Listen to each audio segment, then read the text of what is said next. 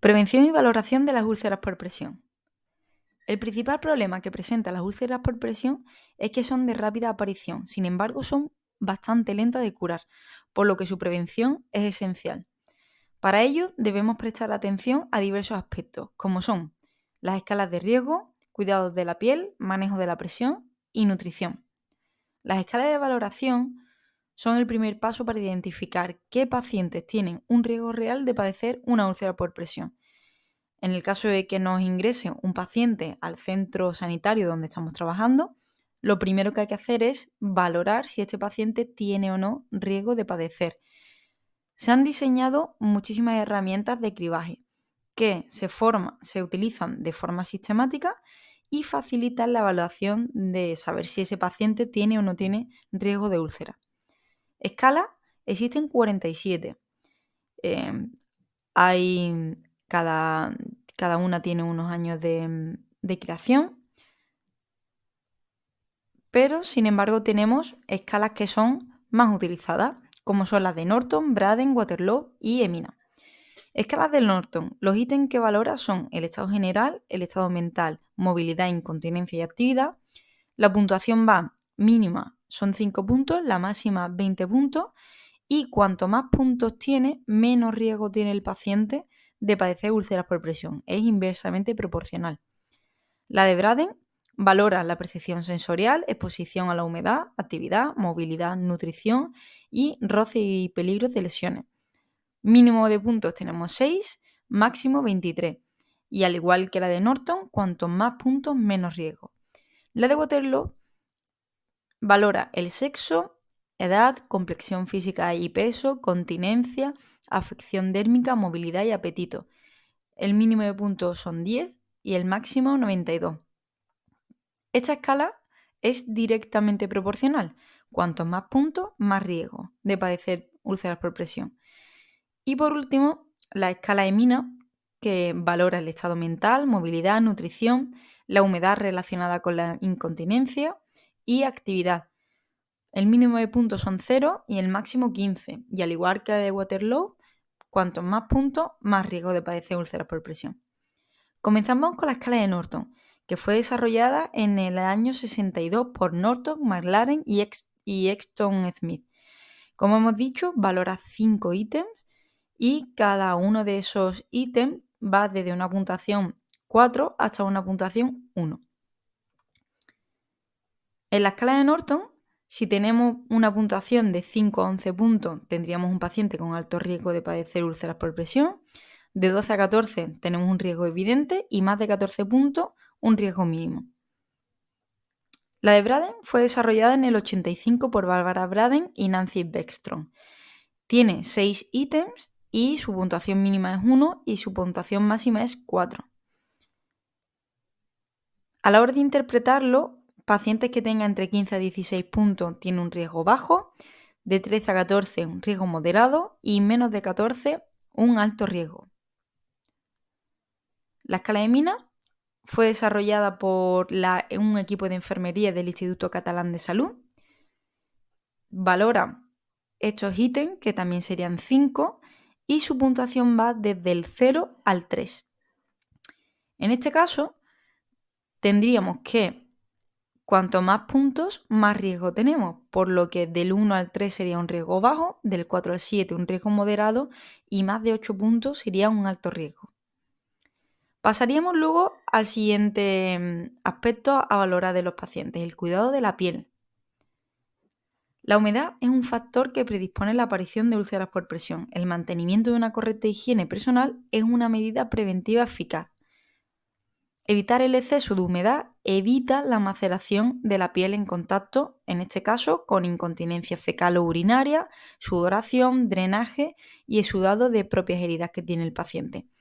En las zonas que están expuestas a una gran humedad y una humedad que pueda llegar a ser continuada, hay que aplicar productos de barrera. Estos productos de barrera podría ser el ácido graso hiperoxigenado, que es muy utilizado en pacientes con predisposición a padecer úlceras por presión. Se recomienda aplicarlo como producto de barrera en la piel que está sana y que es sometida a presión, a fin de tener una buena hidratación de la piel y así evitar que se produzcan este tipo de lesiones. Importante no aplicar masaje en las zonas que tienen prominencias óseas, ya que hay una posibilidad de producir daños adicionales en esta parte del cuerpo. Nos vamos como en el manejo de la presión. ¿Cómo podemos manejar la presión en pacientes que pueden llegar a tener úlceras por presión? Pues con 4 cosas a tener en cuenta, que es la movilización, cambios posturales, los EMP, que ahora veremos qué son, y las protecciones locales. Dentro de la movilización, cuanto menor sea el tiempo que el paciente pasa inmóvil, menos tiempo estará sometido a las fuerzas mecánicas que producen úlceras por presión. Debemos evitar el arrastre del paciente y evitar contacto entre prominencias óseas, por ejemplo, rodilla con rodilla. ¿Qué haríamos para evitar eso? Pues utilizar almohadas y ponerlo entre sí para que no estén en contacto directo. Por otro lado, los cambios posturales es conveniente mantener la alineación del peso, alineación corporal y el equilibrio de la persona y tener unos cambios posturales entre 2 a 3 horas. Las posiciones que se contemplan serían de cúbito supino, sedestación, si el paciente no pudiera estar en sedestación, en Fowler, de cúbito lateral izquierdo y de cúbito lateral derecho. En cada cambio es importante valorar el estado de las prominencias óseas del paciente.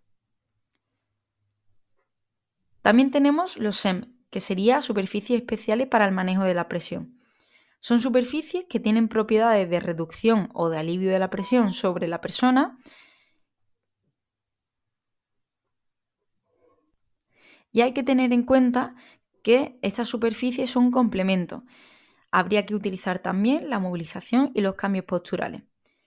Tipos de superficies especiales que hay: estáticas y dinámicas. Las estáticas hacen que aumente el área de contacto con la persona y estaría indicada para pacientes que tienen riesgo bajo de padecer úlceras por presión. Y la superficie dinámica lo que hace es variar los niveles de presión en diferentes puntos y estaría indicado para pacientes que tienen un riesgo medio o alto.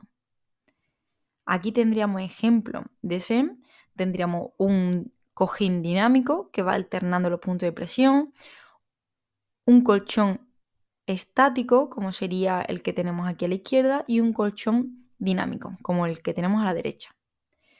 Además, las protecciones locales serían muy importantes, ya que se puede proteger localmente en las zonas que están expuestas con el fin de reducir la presión. Se recomienda la colocación de apósitos de espuma de poliuretano, que son los ejemplos que tenemos aquí en pantalla, en prominencia ósea y apósitos con una forma un poco más especial para los talones, como podemos ver en la imagen de la derecha. A tener en cuenta, evitar el alcohol y colonias que son irritativas para la piel, no usar apósitos que se peguen mucho a la piel del paciente y así no generamos nuevas lesiones. No sentar al paciente sin estas superficies especiales o si el paciente no tiene la capacidad de cambiar de posición, estaría contraindicado. No incorporar el cabecero más de 30 grados ni en posición de Fowler ni en decúbitos laterales. Y por último, no arrastrar a las personas de la cama al levantarlos sin incorporar primero el cuerpo. Y por último, la nutrición. A tener en cuenta que hay que fomentar una adecuada alimentación e hidratación. Sería conveniente tener una dieta rica en proteínas para la recuperación de los tejidos, también una dieta rica en vitaminas y minerales. Un algoritmo importante: cuando tenemos un ingreso de un paciente, hay que hacer una valoración del riesgo. Entonces, lo primero que tenemos que preguntarnos: ¿tiene riesgo nuestro paciente de padecer una úlcera por presión? ¿Sí o no? Si tiene riesgo, porque le hemos pasado nuestras escalas, vamos a encontrarnos que tenemos pacientes con un riesgo bajo, riesgo moderado o riesgo alto. Si tenemos un riesgo bajo, vamos a hacer cuidados generales, cuidados locales y el manejo de la humedad. Si tenemos un riesgo moderado, tendríamos que hacer cuidados locales, manejo de la humedad, pero también manejo de la presión. Y en el caso de tener un riesgo alto, exactamente igual que un riesgo moderado. Si no tenemos riesgo de tener úlceras por presión, ¿hay cambios en el estado del paciente? Si es que sí, hay que hacer reevaluación y volver otra vez a pasar la escala de valoración que estemos utilizando. Si es que no, ¿hay cambio en la situación del cuidador? Si no, pues nos iremos preguntando una otra vez si ese estado tanto del paciente como del cuidador cambia, y en el caso de que cambien, siempre hay que volver a pasar otra vez la escala de valoración para ver si el estado del paciente ha cambiado. Muchísimas gracias.